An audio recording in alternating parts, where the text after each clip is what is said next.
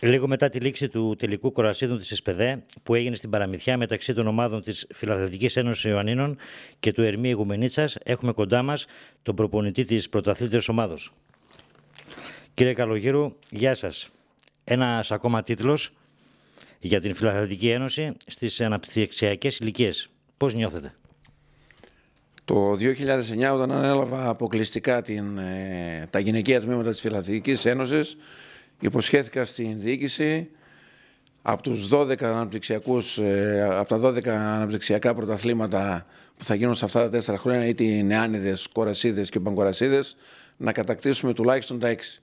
Μέχρι τώρα έχει διανυθεί το διάστημα σε 8 πρωταθλήματα και έχουμε κατακτήσει τα 6, συν τον τίτλο πέρυσι στις γυναίκες που ανέβασε την ομάδα στην Α2 εθνική κατηγορία.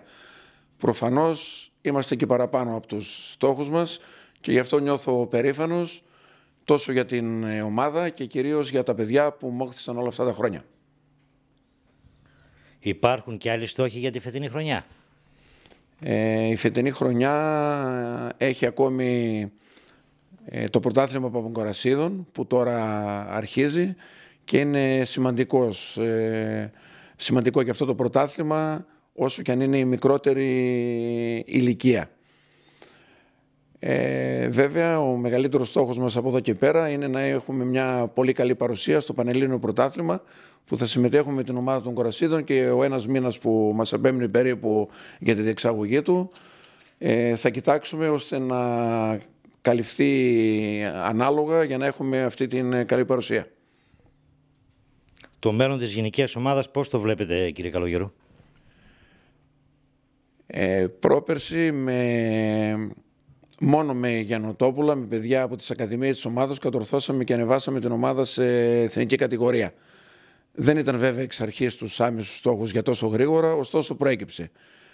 Παρά την σε εισαγωγικά αποτυχία μας να κρατηθούμε φέτος σε αυτή την κατηγορία, ελπίζουμε ότι σε επόμενες χρονιές, πάλι με Γιαννοτόπουλα, πάλι με παιδιά από την ομάδα Αυτούσια, θα κατορθώσουμε πάλι να ανεβάσουμε την ομάδα σε εθνική κατηγορία, γιατί νομίζουμε ότι εκεί αξίζει να είναι.